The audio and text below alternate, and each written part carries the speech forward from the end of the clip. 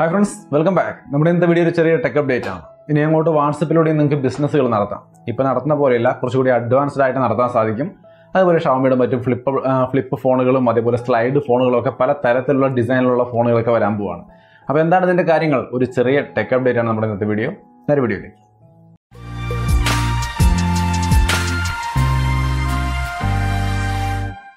Hi, അപ്പോൾ നമ്മുടെ ഇന്നത്തെ വീഡിയോ ഒരു ചെറിയ ടെക് അപ്ഡേറ്റ് ആണ്. ആദ്യത്തെ വിഷയം നമുക്ക് വാട്സപ്പിന്റെ കാര്യം തന്നെ പറയാം. വാട്സപ്പിനകത്ത് ഇപ്പോൾ ധാരാളം പേര് കച്ചവടമൊക്കെ നടത്തുന്നുണ്ട്. നമുക്കറിയാം, ഓൺലൈനിൽ ഗ്രൂപ്പൊക്കെ ക്രിയേറ്റ് ചെയ്തും മറ്റൊക്കെ ഒരുപാട് പേര് ചെയ്യുന്നുണ്ട്.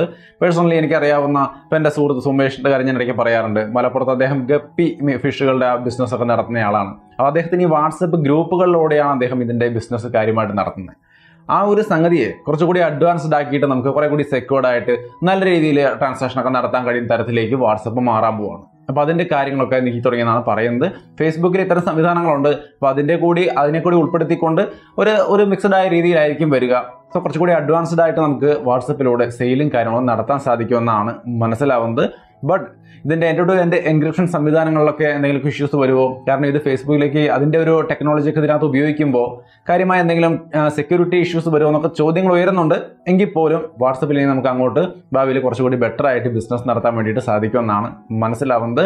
അത് എന്താണ് അതിന്റെ കൂടുതൽ വിശദാംശങ്ങൾ എന്നുള്ളത് നമുക്ക് വരും ദിവസങ്ങളിൽ അറിയാൻ കഴിയും. അപ്പോൾ എന്തായാലും കൂടുതലായിട്ടുള്ള കാര്യങ്ങളൊക്കെ അടുത്ത വീഡിയോകളിൽ അപ്ഡേറ്റ് ചെയ്യാം. ഇനി അടുത്തൊരു കാര്യം, Huaweiയുടെ Mate 40 ഫോണുകൾ, ആ ഒരു സീരീസ് ഫോണുകൾ ലോഞ്ച് ചെയ്തിട്ടുണ്ട്. എന്തായാലും ആ ഒരു ഫോണുകൾ ലോഞ്ച് ചെയ്തതോടുകൂടി ഒരു പ്രധാനപ്പെട്ട കാര്യം എന്താണെന്ന് വെച്ച് കഴിഞ്ഞാൽ, ഓൾറെഡി ഐഫോൺ ഒക്കെ 12 Pro Max ഒക്കെ ഇറങ്ങിയിട്ടും ക്യാമറയുടെ കാര്യത്തിൽ DxO മാർക്കിലൊക്കെ അവർക്ക് ടോപ്പിലേക്ക് എത്താൻ കഴിഞ്ഞിട്ടില്ല. അവർ കുറെ താഴെയാണ്. എന്താ പറയുക, 4-5 സ്ഥാനങ്ങൾക്ക് താഴെ 10 ആ റേഞ്ചിലൊക്കെ പോയി എന്നാണ് കേൾക്കുന്നത്. സോ എന്തായാലും ഒരു നല്ല ഇംപ്രസീവായ സെറ്റപ്പ് അല്ല iPhone 12ന്റെ കാര്യത്തിൽ കേൾക്കുന്നത്. ബട്ട് Huaweiയുടെ Mate 40യുടെ കാര്യം അങ്ങനെയല്ല കിടക്കുന്നത്. ആ സീരീസിലെ ഫോണുകൾ നോക്കുമ്പോൾ മെയിൻ ക്യാമറയൊക്കെ നോക്കി കഴിഞ്ഞാൽ 136 പോയിന്റ് എന്നൊക്കെ പറയുന്നത് എന്ന് വെച്ചാൽ അതൊരു ടോപ്പ് ലെവലിലാണ് നിൽക്കുന്നത്. അതിന് താഴെയാണ് MI 10T Ultra, അതിനും താഴെയാണ് ഇവരുടെ തന്നെ P40, അതിന് താഴെയാണ് മറ്റു ഫോണുകളൊക്കെ വരുന്നത്. സോ ഏറ്റവും ക്വാളിറ്റി ഉള്ള ക്യാമറ സെറ്റപ്പ് എന്നാണ് ഈ പറയുന്ന Mate 40 സീരീസ് ഫോണുകളെ കുറിച്ച് ഈ ഒരു DxO മാർക്ക് അനുസരിച്ച് നമ്മൾ നോക്കിക്കഴിഞ്ഞാൽ നമുക്ക് മനസ്സിലാവുന്നത്. മാത്രമല്ല, സെൽഫി ക്യാമറയുടെ കാര്യത്തിലും ഈ ഒരു ക്വാളിറ്റി ഉണ്ടെന്നാണ് പറയുന്നത്. ഇപ്പൊ നോക്കിക്കഴിഞ്ഞാൽ Asusന്റെ Zenfone 7 ഒക്കെ നോക്കിയാൽ മെയിൻ ക്യാമറ തന്നെയാണ് ഫ്ലിപ്പ് ചെയ്ത് സെൽഫി ആയിട്ട് വരുന്നത്. അവിടെ അതിന് സെൽഫിക്ക് ഭയങ്കര ക്വാളിറ്റിയാണ്.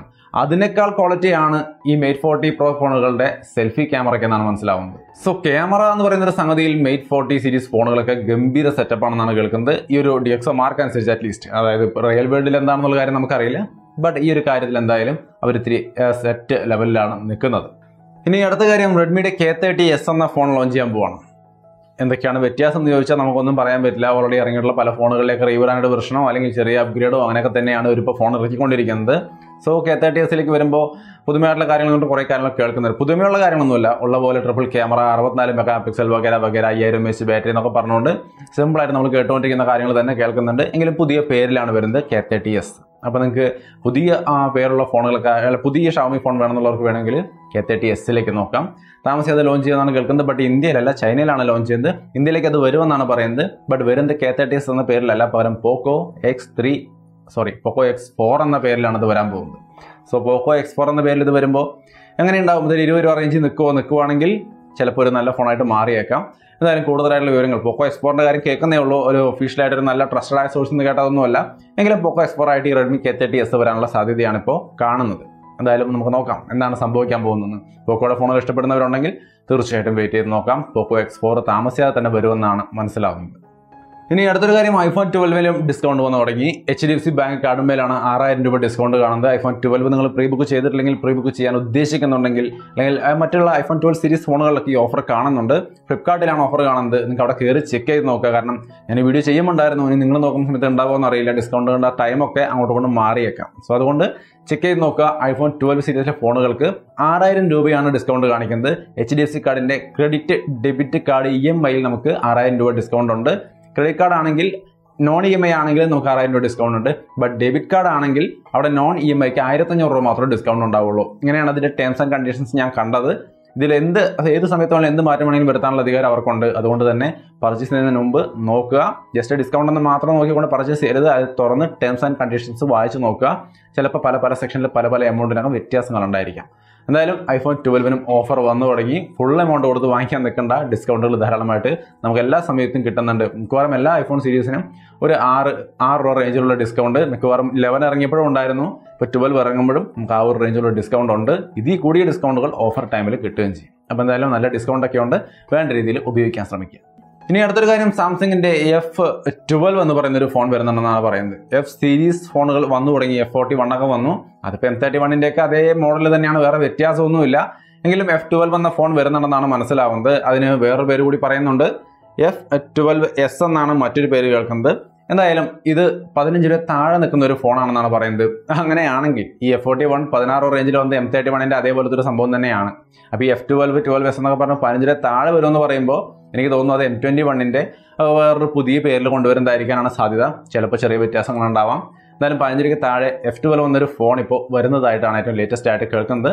സോ സാംസങ്ങിന്റെ പുതിയ ഫോണൊക്കെ എടുക്കാൻ ആഗ്രഹിക്കുന്ന ആൾക്കാരുണ്ടെങ്കിൽ തീർച്ചയായിട്ടും ഈ F12നെ കുറിച്ച് കൂടുതലായിട്ട് അറിയുന്നവരെ ഒന്ന് വെയിറ്റ് ചെയ്ത് നോക്കാം.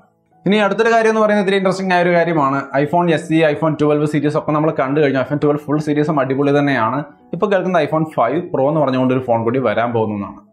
5 Pro ഇത് 12ന്റെ പോലത്തെ ഒരു മോഡലായിരിക്കും എന്നൊക്കെയാണ് പറയുന്നത്.